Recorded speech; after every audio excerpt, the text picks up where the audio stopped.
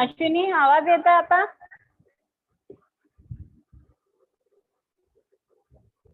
हो मॅम. आज तुम्हा लोकांना 6 सेमचं हे करून देते सिलॅबस. एक टॉपिक का नाही ना.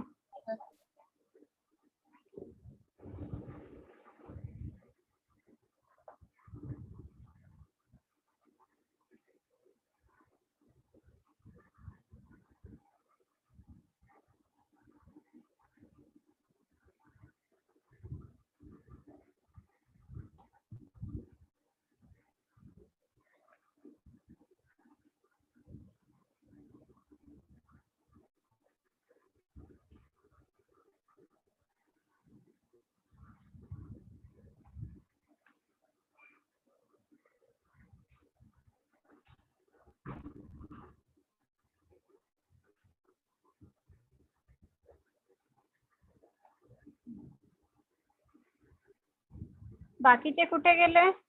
येणार आहे का जेव्हा?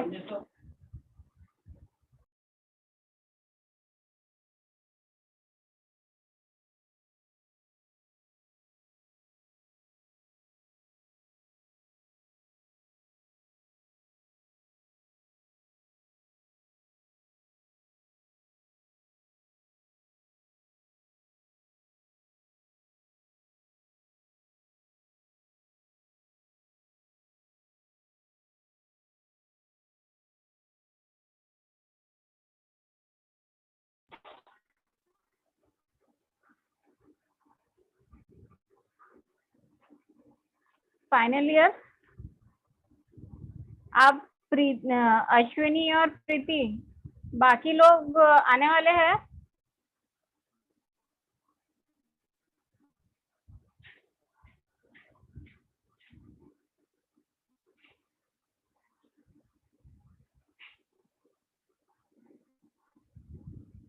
अश्विनी, बाकी मित्र मंडळी कुठे आहे तुम्हा लोकांचे?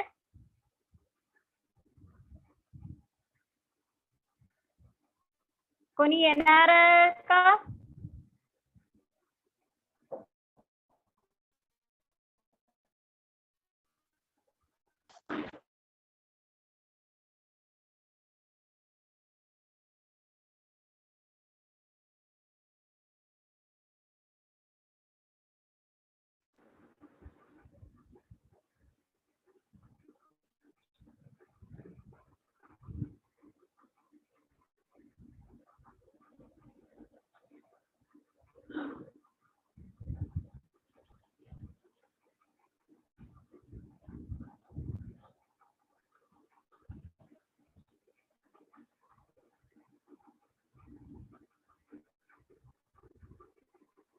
पवन सर, हेलो पवन सर, आवाज आ रही है मेरी?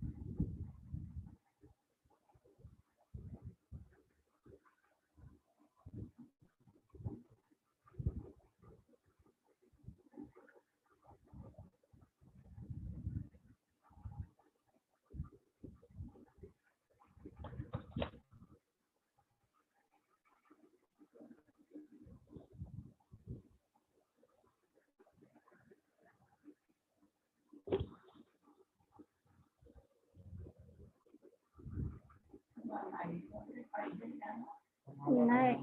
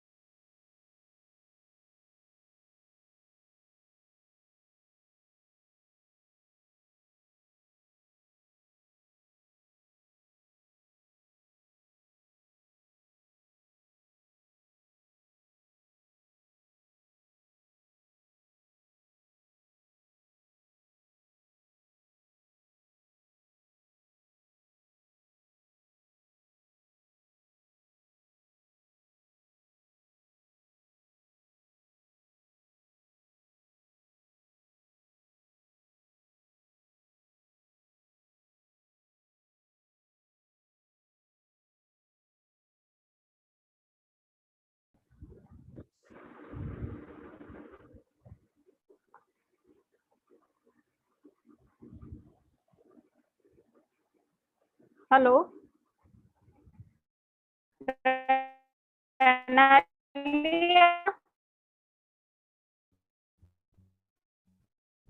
हॅलो मॅम, तुमचा आवाज खूप ब्रेक होऊन प्रणाली म्हणून आवाज आला.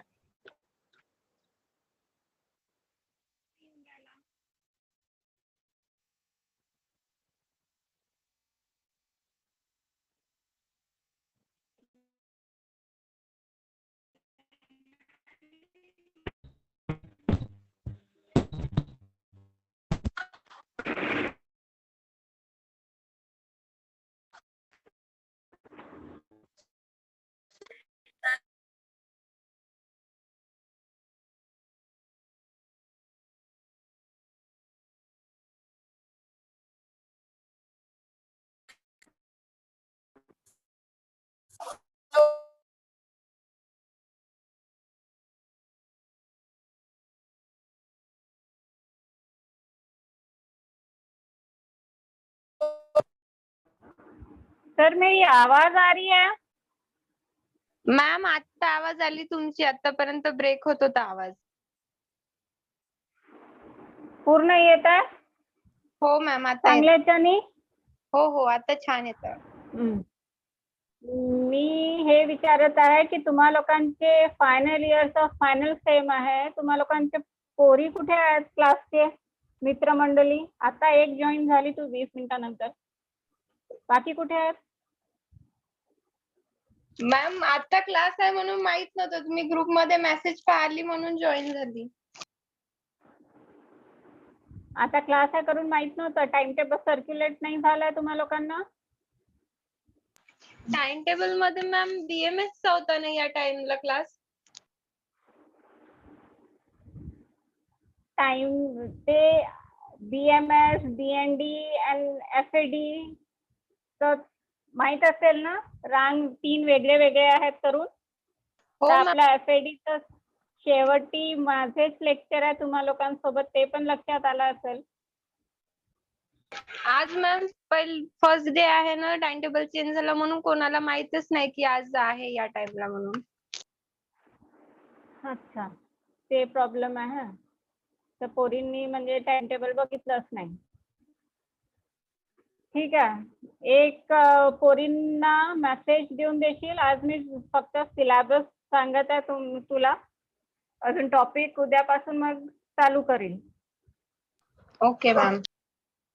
अजून मित्र म्हणजे सोबत कोणी आहे ज्यांना म्हणजे ग्रुप व्हॉट्सअपवर मेसेज टाकू शकणार तू? कारण की हे रिपीट होणार नाहीये. सिलेबस 15 दिवसात म्हणजे ह्या महिन्यात पूर्ण संपणार आहे तुम्हा लोकांचं, ईच अँड एव्हरी सब्जेक्ट. ते पण ठेव लक्षात. पुढच्या महिन्यात कदाचित एक्झाम पण राहू शकते.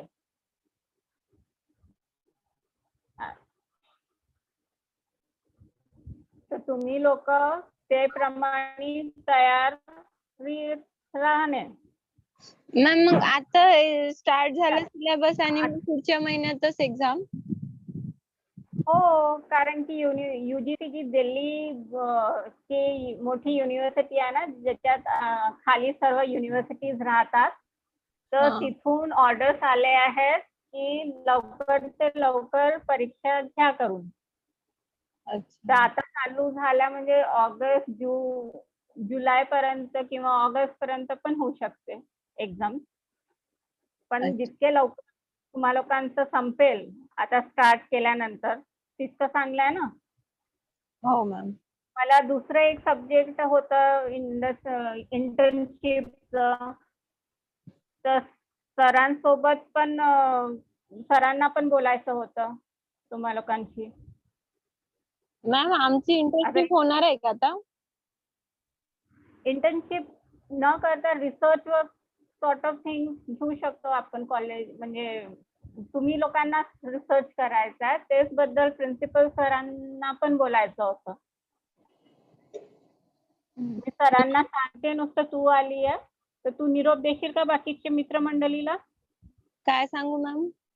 हो, म्हणजे सरांना फोन करते की जॉईन करा, प्रणाली आहे करून सांगू? ठीक आहे ना मॅम, मी तर राहणार, बट मी सर्वांना सांगेल तर त्यांना नाही समजणार ना, ते स्वतः राहील. तर तू एक आता मेसेज दे, टाक आपल्या ग्रुपवर मेसेज. तुम्हा लोकांचा प्रायव्हेट काही ग्रुप असेल ना? हा हा. हा, मग ते बरोबर राहते प्रायव्हेट ग्रुप तुम्हा लोकांचा. तर ते प्रायव्हेट ग्रुपवर मेसेज टाक की प्रिन्सिपल सर जॉईन होत आहे करून. ठीक आहे मॅम. मी करते फोन सरांना.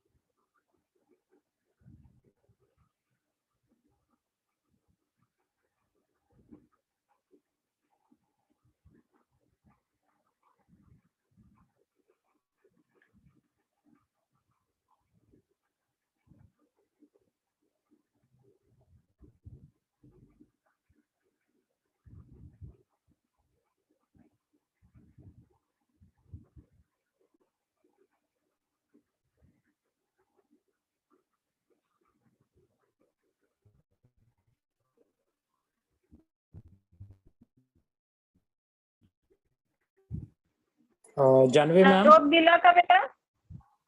मॅम जान्हवी हाँ मॅम सर, हे हाँ प्रिन्सिपल सर सर बोलिए, आवाज आ रही है. आवाज हो. येतोय मॅडम? येतोय ना आवाज? हो हो सर येत आहे. हा. अरे फायनल इयर वाले प्रणाली, दोन्ही प्रणाली आहेत. हा सर.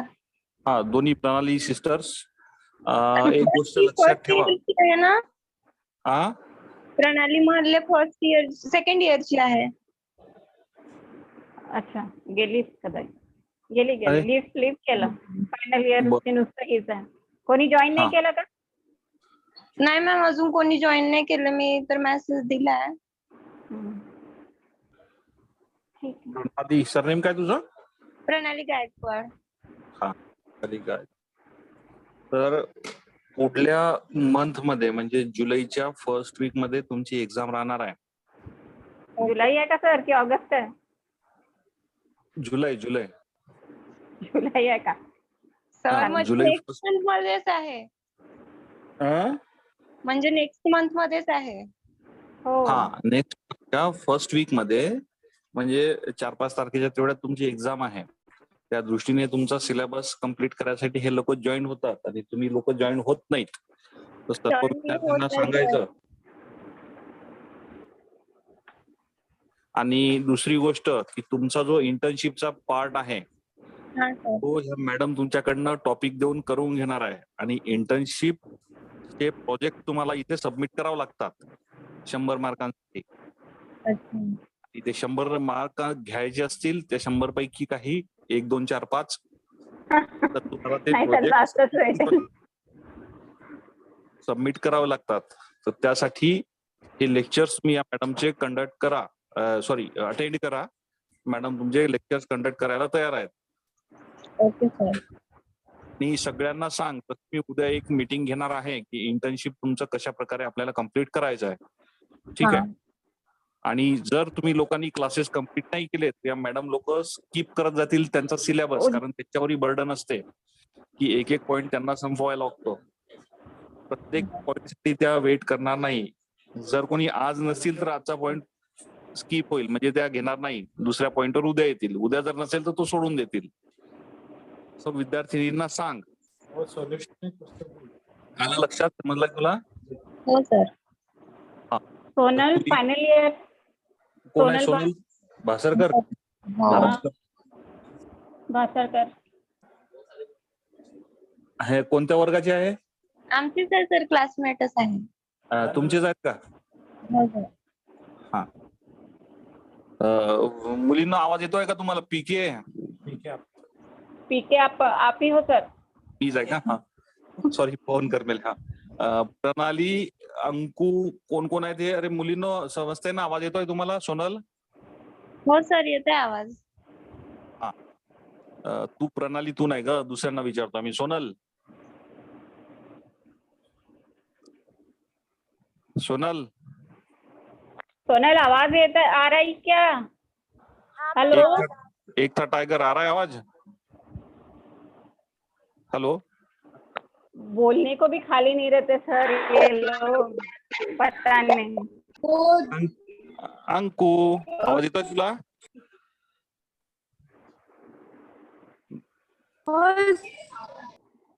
हाँ आ गया, पहुंच गया, मेरे तक भी रुक रुक के पहुंच गया. तो मीटिंग इसलिए बुलाया है कि आप लोगों की नेक्स्ट महीने एग्जाम है. ठीक है. दूसरा पॉइंट कि हमें इंटर्नशिप कंप्लीट करना है, उसके लिए मैडम सबके लेक्चर लेंगी और उसमें बताएंगी कि इंटर्नशिप कैसे हमें करना है. हर एक को अलग अलग टॉपिक देंगे और उस टॉपिक पे आपको वो प्रोजेक्ट प्रिपेयर करना है, मैनुअल आपका. उसके बेसिस पे आपके इंटर्नशिप के 100 मार्क रहेंगे. और अगर आपको पास होना है फाइनल ईयर तो वो इंटर्नशिप आपको प्रिपेयर करके सबमिट करना पड़ेगा. ये आपकी रिस्पॉन्सिबिलिटी रहती है.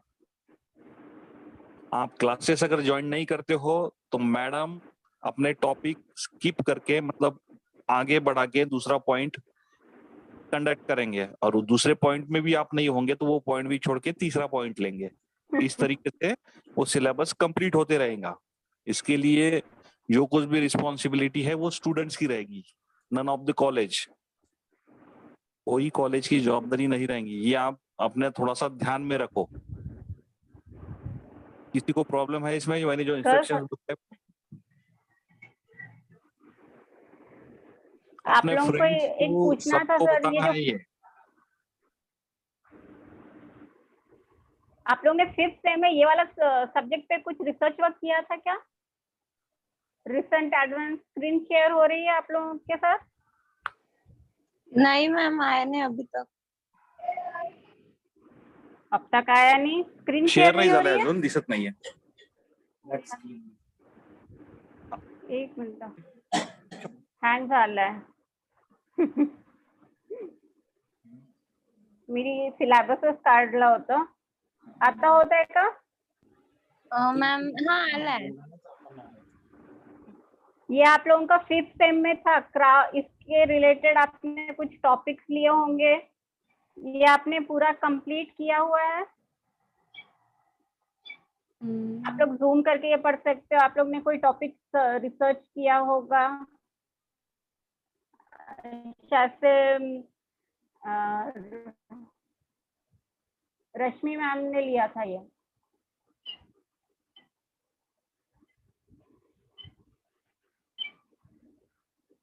कुछ आइडिया है इस पे? कुछ रिसर्च किया था कोई टॉपिक लेके, एम्ब्रॉयडरी या क्राफ्ट का, और फिर किसी पे इम्प्लीमेंट किया हो? कुछ नहीं किया था क्या? लास्ट सेम बेटा, तुम लोग को उतना तो याद होगा लास्ट सेम में क्या क्या पढ़ा है, कि भूल गए हो, पास हो गए थे? नहीं बना था कुछ भी?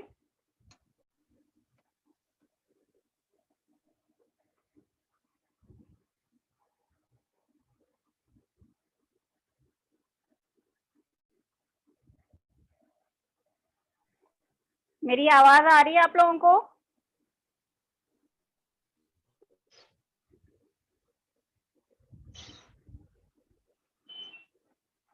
सोनल, प्रणाली, आवाज आ रही है ना?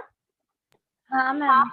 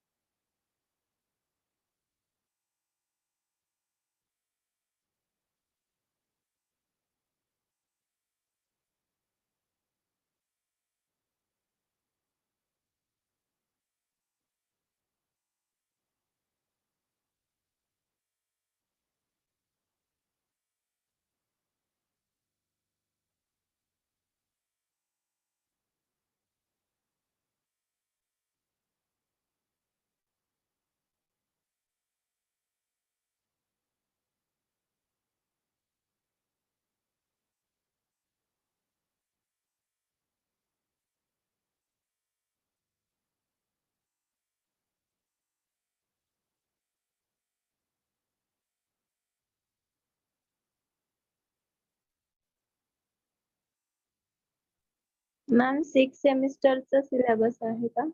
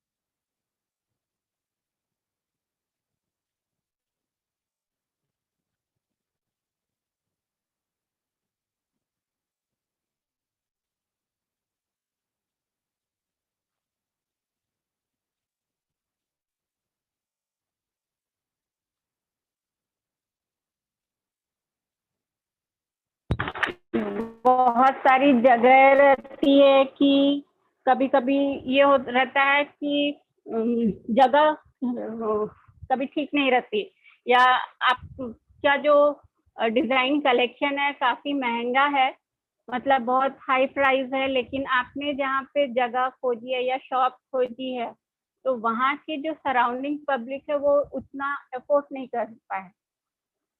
ठीक है, जैसे अगर मैं मॅम आता तुमचा आवाज आला, आतापर्यंत काय बोलले काही आवाज आलाच नाही. आतापर्यंत आवाज नाही येत होता. नाही मॅम, पूर्ण म्यूट होतं, डायरेक्ट आता आवाज आला तुमचा. अरे यार, पुन्हा रिपीट करावं लागेल का जितकं काही सांगितलं? एक पण शब्द नाही काहीच ऐकला. नाही आवाज आला. एकही शब्द नाही. आता आम्ही विचारलं पण होतं की हा सिलेबस आहे का 6 सेमिस्टरचा. अरे मी चॅट बॉक्स माझा उघडं नाही अजून, माझ्या याच्यात चॅट बॉक्सचं काही हेच नाहीये. ठीक आहे, मी सेकंड मॉड्यूल तुम्हा लोकांना एक्सप्लेन करत होते सध्या. ठीक आहे, फर्स्ट मॉड्यूल. ठीक आहे ठीक आहे, फर्स्ट मॉड्यूल मध्ये आता येत आहे ना? नाही आली कारण की मी बडबड करून राहिली आहे तेव्हापासून. नाही आले की मला तेव्हाचे तेव्हा सांगाल की नाही येत आहे, कारण की मला तुमचे आवाज येणार. ठीक आहे, retailing means buying and selling. आपण काही घेत आहोत अजून मग विकत आहोत, त्याला रिटेलिंग करून म्हटलं गेलंय. इथे सर्वात मुख्य ऑब्जेक्टिव्ह काय आहे? To gain the knowledge of retail in India and abroad. म्हणजे बाहेरून पण काही सामान घेऊ शकतो आपण, अजून बाहेर काही विकत आहोत, भारताच्या बाहेर काही आपलं सामान जात आहे, तर हे जे देणं अजून घेणं आहे त्याला आपण रिटेलिंग म्हणतो फॅशन इंडस्ट्रीमध्ये. तर याचे वेगळे वेगळे म्हणजे स्टोअर्स फॉर्मॅट मध्ये वेगळे वेगळे स्टोअर्सचे डिझायनिंग वेगळी राहते. म्हणजे जोडेचे तुम्ही शोरूम मध्ये जाल, अजून दागिनेचे शोरूम मध्ये जाल, तर दोघांचे जे स्टोअर डेकोरेशनची विंडो डिस्प्ले राहते ते वेगळे राहणार, जोड्यांचे वेगळे राहतात. अजून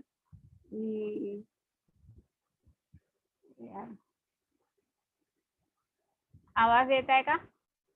माझ्या ह्याच्यात काहीतरी येत आहे, नेट इश्यू येत आहे. ठीक आहे, तर हे आपल्या याच्यात म्हणजे हे डिफरन्स तुम्ही पण म्हणजे जेव्हा पण बाजारात गेले असेल तर हे डिफरन्स तुम्हाला दिसलं असेल. तर स्टोअर फॉर्मॅटचे पण वेगळे वेगळे टाईप्स राहतात. याच्या खाली आपण ते घेऊ, म्हणजे ते सर्व बघणार आहे. Franchise and the product label. Franchise means suppose मी खूप मोठी, जसं बिग बाजार झाला, ठीक आहे, खूप मोठं स्टोअर आहे. बिग बाजार बघितलंय बर्डीवरचं, नागपुरात हो मॅम. बर्डीवर आहे. तर सपोज आपण ते बिग बाजारचे म्हणजे ओनर्स आहोत, म्हणजे आपलीच बिल्डिंग आहे, ती आपलं जमीन होती, आपण बिल्डिंग तयार केली, अजून आपण मालिक आहोत. तर सर्वात मोठा बिग बाजार बर्डीवरचा आहे. त्याच्यानंतर सपोज वर्धामध्ये किंवा अजून कोणती जागा आहे, भंडारा झाला, तर इथे बिग बाजार जे राहील तर ते फ्रँचायझी, म्हणजे ते लोक आपल्याकडून ते घेणार आहे फ्रँचायझी, की आम्ही पण आमच्या एरियामध्ये बिग बाजार उघडणार आहोत.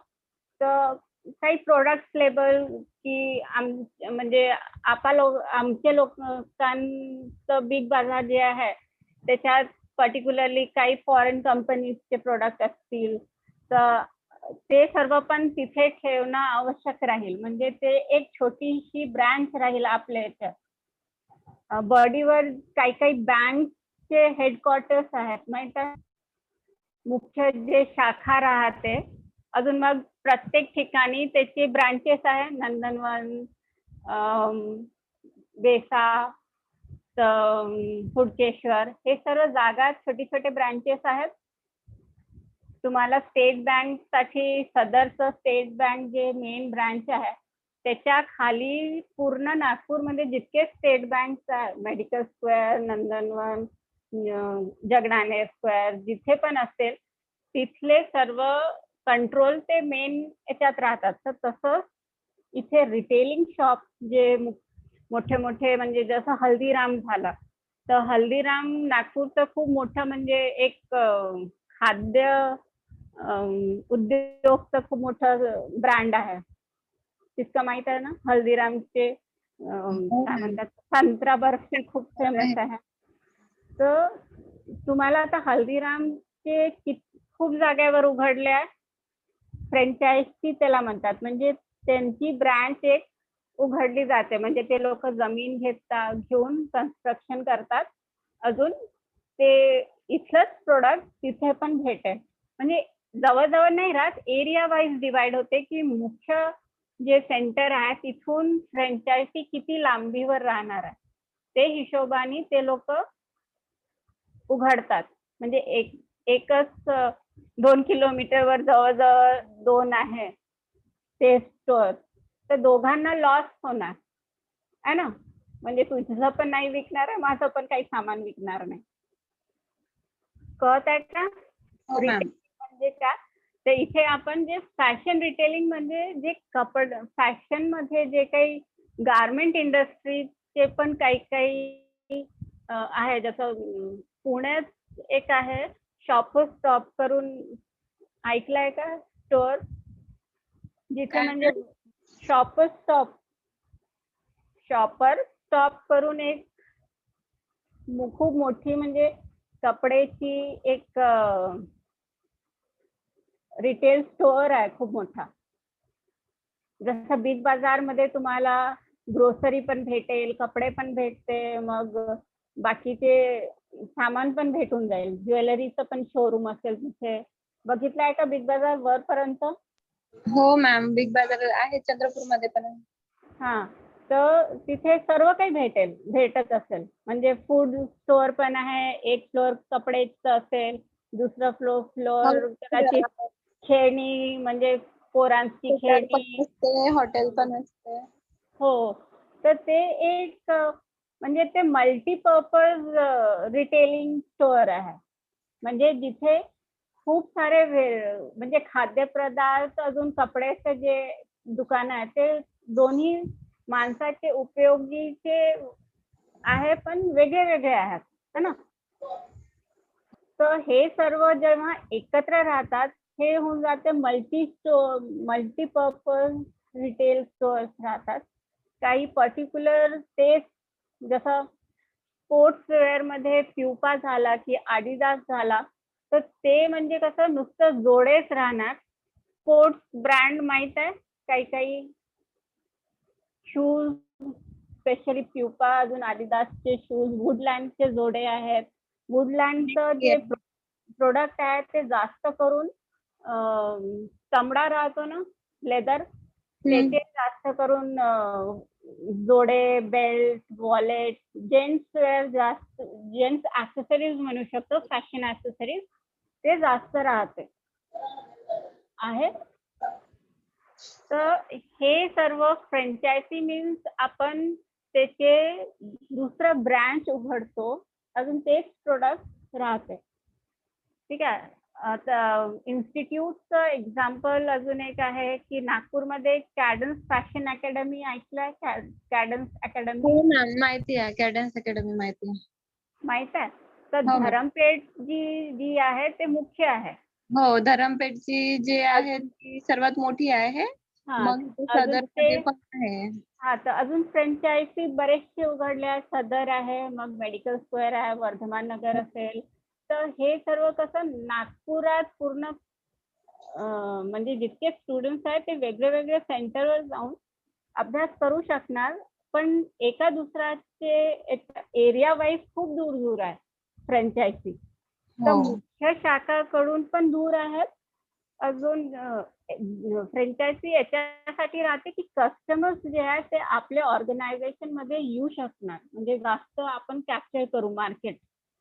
जसं कॅडन्सचं एक फोकस असेल की आपण जास्तीत जास्त पोरांना म्हणजे शिक्षण देण्याचं हे करू शकतो. तर ब्रँचेस उघडली की पोरांना हे वाटेल की नाही, चांगला ऑर्गनायझेशन आहे, शिक्षण चांगलं आहे, तर जास्त पोरं ऍडमिशन घेतात. कळलं का फ्रँचायझी म्हणजे काय? हो मॅम. ठीक आहे. सेकंड मॉड्यूल मध्ये साईट सिलेक्शन म्हणजे काही दुकानं आपण सपोज आपला काही बुटीक आहे, अजून रेशमबाग एरिया माहित आहे नागपूरचा, नाही मॅम. कामठी हिंगणा एरिया, कामठी माहिती आहे, हिंगणा माहिती आहे. ठीक आहे. तर तुम्ही आपलं बुटीक कामठी किंवा हिंगणाला उघडत आहे, अजून तुमचं जे कलेक्शन आहे खूप चांगलं आहे, तर तुम्ही आपली रेट खूप हाय ठेवल्या. ठीक आहे. जसं जे स्टिचिंग चार्जेस आहे ते 600 पासून 700 पासून चालू आहे, त्याच्या खाली नाही. तर हे जे रेट आहे ते तिकडचे लोकांना अफोर्डेबल राहिलं पाहिजे, एरियानुसार. है ना. तर साईट सिलेक्शन म्हणजे आपण जे जागा शोधतो ते सर्वात मुख्य म्हणजे एक आपलं मार्केटिंग की आपण जे प्रोडक्ट सेल आउट करणार आहोत त्याचं मुख्य एक पॉइंट राहते साईट सिलेक्शन. म्हणजे तुमची जागा तुम्ही अप्रोप्रिएट शोधलं, सपोज लुधियाना किंवा लडाखचा कोणी माणूस आहे, अजून नागपूरमध्ये त्यांनी शोरूम घेतला आहे, अजून ते शोरूम सपोज वुलन वेअरचं आहे, तर नागपूरमध्ये नुसतं थंडीचे 2च महिने बघितले आहे मी आजपर्यंत, डिसेंबर अजून जानेवारी. त्याच्या व्यतिरिक्त कोणीच काही थंडी राहत नाही. तर हे 2 महिन्यासाठी तो इतका मोठा शोरूम नाही उघडणार. त्याचं दिल्लीमध्ये चालू शकते 12 महिने, अजून लडाख काश्मीरमध्ये चालू शकणार. तर तो तिथे घेतलं साईट, आपली जागा काश्मीरमध्ये उघडली की जास्त चांगलं आहे त्याच्यासाठी, कारण की तिथे स्नोफॉल पाऊस म्हणजे जून जुलै पासून ते चालू होऊन जाते, पावसासोबत थंडी पण राहते, स्नोफॉल राहते. तर store layout and design, store layout and design मध्ये तुम्ही दुकान कोणत्या पद्धतीने आपलं सजवत आहात, की सर्वात आधी काय ठेवणार आहे एंट्रन्स मध्ये, काही कधी कधी लोक पुतळे ठेवून देतात किंवा काही झाडं ठेवतात. तर ते प्रमाणे तुमचं डिझायनिंग कशी पाहिजे त्याचे पण खूप वेगळे वेगळे प्रकार आहेत. ते पॉइंट्स हे याच्यात राहणार. Analysis of trade area and site selection, same thing जे आता सांगितलं की साईट सिलेक्शन एक सर्वात मुख्य हे आहे. SPF कॅल्क्युलेशन, SPFचं फुल फॉर्म मला पण बघावं लागेल, मी पण विसरली आहे. SPF स्पेशल प्रोडक्ट फंड काही आहे, म्हणजे TRP जसं आपण रेटिंग करतो ना, तर तसंच SPF कॅल्क्युलेशन एक आहे. TRP माहित आहे ना, शो मध्ये काहीतरी असं राहील की TRP वाढते म्हणजे जास्त लोक बघतात, ऐकलंय? हो, TRP ऐकलंय ना. तर तसंच याचं एक कॅल्क्युलेशन राहते, ते मला थोडंसं बघून सांगावं लागेल तुम्हाला लोकांना. To understand the requirement of store display and designs according to know the various sales promotion techniques. इकडे स्टोअर्सचं इंटेरियर डिझायनिंग कधी कधी तुम्ही एक नोट केलं असेल, डिझाईन म्हणजे जे काही बॅकग्राऊंड बघून आणि दुकानाचं ठेवणं वगैरे बघून इम्प्रेस होतात, तेच आहे का मॅम? हो तेच आहे. म्हणजे आपण त्याला कसं दाखवत आहोत, कसं प्रेझेंटेशन करत आहोत आपल्या म्हणजे शॉप, आपल्या जे ड्रेसेस शिवले आहे, शो करते आपण. हो, शो पीस म्हणू शकतो आपण. तर आपण याच्यावर हे एक आहे की जसं आपण नॉर्मल जे शॉप मध्ये जातो तर त्याचं लेआउट वेगळं राहते, इंटेरियर वेगळं राहतं. अजून जे लहान पोरांचं जे कॉर्नर राहतं ना, त्याचं इंटेरियर खूप वेगळं राहते. म्हणजे इवन कपडे पण लहान, जसं 2-3 वर्षाचा मुलगा आहे तर तो हे पद्धती ते लोक कपडे ठेवतात की तो लहान मुलगा पण आपले जाऊन हे रंग पाहिजे मला कडून काढून आणतो. तर अजून मोठे लोकांच्या याच्यात त्यांचे स्टँड वेगळे राहतात, ते वरती काचावर ठेवतात, म्हणजे हे मोठे लोक काढू शकणार, लहान पोरं हात नाही लावू शकत. पण लहान पोरांच्या याच्यात त्यांचे हाईट अनुसारच सर्व लेआउट राहतं. हो बघितला हो म्हणजे मॅम. खेळणी हँगर वेंडिंग. वगैरे त्यांच्या हाईट नुसार म्हणजे हो. छोट्या तर कोण असं तर हे सर्व एक टेक्निक आहे की म्हणजे जे एरियामध्ये सपोज ते पोरांचं झोन आहे, म्हणजे पोरांचीच जागा आहे, तर खेळणीपासून कपडेपर्यंत सर्व खालीच राहणार असे ते लोक, म्हणजे हे पाहिजे अजून ते पाहिजे करून सर्व आई बाबांकडे घेऊन जातात. अजून मग आई बाबा अरे आता कसं, ठीक आहे घेऊन घे. तर म्हणजे मार्केटिंगची एक आयडिया आहे. हो, ती मार्केटिंगची आयडिया. अजून एक टार्गेट, आपण ते झोन मध्ये जात होतं, टार्गेट सर्वात आधी पोरच राहतात. अजून पोरांचे हाईटचे वरती हे घेतलं की पेरेंट्स लोक सिलेक्टेड काढतात, अजून खाली ठेवलं की पोरं सर्व उचलतात. तर त्याच्यामुळे ते एक टेक्निक म्हणू शकतो आपण की हे स्टोअर इंटेरियरचं डेकोरेशन कोणते पद्धत, अजून स्टोअर कोणाचं आहे, म्हणजे ते स्टोअर मध्ये आपण काय ठेवणार आहोत, हे सर्व ते स्ट्रॅटेजी मेंटेन करून राहते. To understand the functioning of retail store. इथे रिटेल स्टोअर्स जसं लेआउट प्लॅनिंग झालं, स्पेस ॲलोकेशन. आवाज खूप हळू येत आहे. पुन्हा हळू झालं का माहित आता नाही मला. ठीक आहे, फुल आवाज केली बट ते तरी पाच- हळू होते आवाज. माहित नाही, माझा पण तो फुलच आहे रे. हा बोला ma'am. Layout planning and space allocation आता सांगितलं जसं.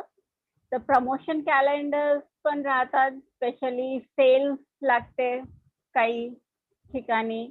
अजून signage policies, signage means area, जसं कस्टमर्स लोकांना साईनचे थ्रू, इवन कलर्स, जसं एंट्रन्स मध्ये दोन्हीकडे सपोज पिवळा रंग किंवा लाल रंगाचे पट्टे आहे फरशीवर, तर पिवळ्या रंगाची फरशीवर जे पट्टे आहेत ते कुठे दुसरीकडे जातात, तर तिथे म्हणजे बोर्डवर नुसतं डिनोट राहते की पिवळा पट्टा पोरांचे शोरूम कडे, अजून लाल पट्टा लेडीज लोकांकडे आहे.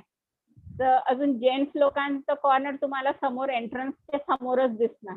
तर पोरांना माहित आहे की लाल मम्मीसाठी राहते, अजून पिवळा आपल्यासाठी आहे. तर पोरं लोक ते आधीच ते कॉर्नरवर निघून जातात. तर ते सायनेज पॉलिसी किंवा कधी कधी कपड्याचे स्टोअर मध्ये पण ते टेबलच्या मध्येच रेटचा एक बोर्ड लिहिलं राहतं की म्हणजे ऍडव्हर्टाइजमेंट की 200 वर एक फ्री आहे, की 2 वर एक फ्री आहे, इथं 5,000चं मटेरियल झालं तर 2 शर्ट फ्री आहे, असं करून म्हणजे आपलं स्टॉक क्लिअर करायचं पण एक टार्गेट राहते. अजून प्लस प्रॉफिट पण राहते हे लोकांचं की डिफेक्टिव्ह पीसेस आहे त्याच्यामुळे 2 देत आहे, अजून तिसरा पण निघून जाईल, तिसरा पीस पण 2 घेतील कोणी. तर हे पद्धतीचे ते नाही समजलं, ते रेड कलर येलो कलरचं म्हणजे पट्टी काय पट्टी राहते, म्हणजे ते हे करतात की कोणते कसं, म्हणजे तुम्हाला शोरूम मध्ये कोणते मार्गातून जायचं आहे की ते पोरांचं कॉर्नर येईल. म्हणजे ते लोकांना किंवा असं विचारायची गरज नाही आहे, कारण की बोर्डवरच लिहिलं आहे की yellow for kids and red for ladies. अच्छा म्हणजे अगोदरच ते कलर दर्शवून राहते तिथे की हे कलर आहे. अजून ती पट्टी म्हणजे ते कॉर्नर पर्यंत जाते, म्हणजे फरशीवर ते ड्रॉ म्हणजे राहते. ओके कळलं. अगोदरच म्हणजे त्याबद्दल इन्फॉर्मेशन देऊन राहते की हा कलर या लोकांसाठी आहे, तर त्यांनी मग आपापल्यानुसार तिथे जातात. हा, येलो, ऑरेंज असं जे ब्राईट अँड वॉर्म कलर्स आहे ते जास्त करून किड्स साठी वापरले जातात, कारण की लहान पोरं हे ब्राईट कलर्स मुळे खूप अट्रॅक्शन त्यांचं तिथे राहते. खेळणी पण तुम्ही बघाल तर म्हणजे पोपट हिरवा राहतो ना, जर हिरवा पोपटी कलर, ते रंग राहील खेळणी. मग लाल रंग, भडक लाल, पिवळा रंग. तर जास्त करून खेळणी पण हे रंगातच त्यांचे शोरूम म्हणजे त्यांच्या एरियामध्ये राहते. हे तुमचं सिलेबस होतं. ओके. ठीक आहे. अजून तुमची इंटर्नशिपचं जे आहे ती मी आज तुम्ही आपल्या ग्रुपवर पाठवून द्याल बेटा. हा, आता आपल्याला कळलं आहे की आपली परीक्षा आता पुढच्याच महिन्यात राहणार आहे. रिव्हिजन साठी वेळ नाही राहणार आहे अजून. मॅम मग इंटर्नशिप साठी आम्हाला कुठे इंटर्नशिप करायला जायची गरज नाहीये का? गरज नाही आहे, त्याच्यामुळेच हे करत आहोत. म्हणजे आता 12 तारखेला ते युनिव्हर्सिटीची एक मीटिंग आहे स्पेशली फॉर आवाज कटला फायनल मॅम. इयरचं जे इंटर्नशिप आहे ना.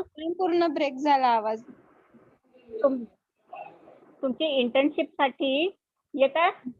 हा, 12 तारीखच्या नंतर काय म्हटलं?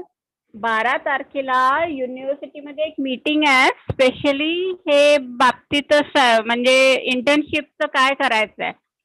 कारण की हे नाही की तुमचे सब्जेक्ट मध्ये की तुमचेच डिपार्टमेंट इंटर्नशिपला जातो, बाकीचे पण डिपार्टमेंट्स आहे, न्यूट्रिशन डिपार्टमेंट आहे, इंजिनिअरिंगचे स्टुडंट्स राहतात. तर हे सर्व न्यूट्रिशन वाल्यांनी केलंय मॅम, भरपूर जणांनी हॉस्पिटलमध्ये इंटर्नशिप. हो, तर ते हॉस्पिटल आहे ना, आपण हॉस्पिटलमध्ये नाही करू शकतो. हॉस्पिटल आता 24 तास उघडे आहेत. उघडे आहे म्हणून त्यांनी पण तिथे इंटर्नशिप करू शकत आहे.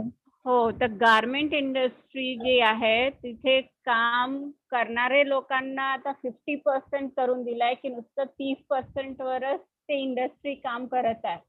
म्हणजे पूर्ण लॉकडाऊन आहे, लोक कपडे घेत नाहीये, प्रोडक्शन करून करणार काय. जे बाहेरचे प्रोडक्शन आहे ते नुसतंच ऑर्डर कम्प्लीट करायला 30% लोकांना, बाकी लोकांना काढले आहे इंडस्ट्रीचे बाहेर. तुम्ही लोक आता घरी बसा करून. जेव्हा पुन्हा चालू होईल, आता केव्हा चालू होत ते माहित नाही. मॅम आता नागपूर सुरू झालाय म्हणते ना उद्यापासून 2 वाजेपर्यंत. 2 पर्यंत चालू झालं, पण इंडस्ट्रीज चालू नाही झाल्या. जिथे आपल्याला इंटर्नशिप करायची आहे तिथे नाही चालू झालं. हो, इंटर्नशिप जे आहे ते आपल्याला एक म्हणजे थोडस वेगळी प्रकारने तुम्हाला रिसर्च करून करावं लागेल. तेच डिस्कशन झालं. आता उद्या थोडस डिटेलिंग मध्ये तेच घेणार आहे सर. मॅम मग इंटर्नशिप म्हणजे आम्हाला त्याचं सर्टिफिकेट मिळते का? हो, सर्टिफिकेट राहील. अजून कसा प्रोजेक्ट केलाय ते राहील. एक प्रोजेक्टची कॉपी तुमच्याकडे राहणार. अजून एक कॉलेजमध्ये तुम्हाला सबमिट करावं लागेल. ओके.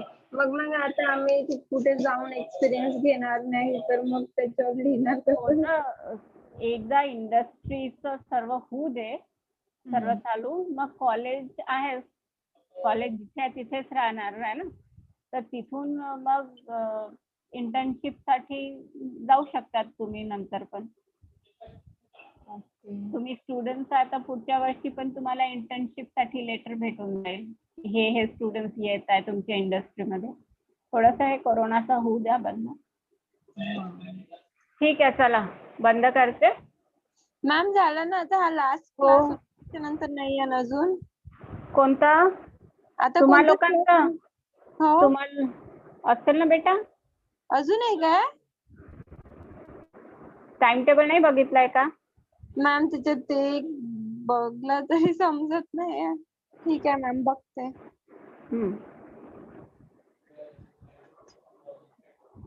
ठीक आहे, बाय मॅम. बाय.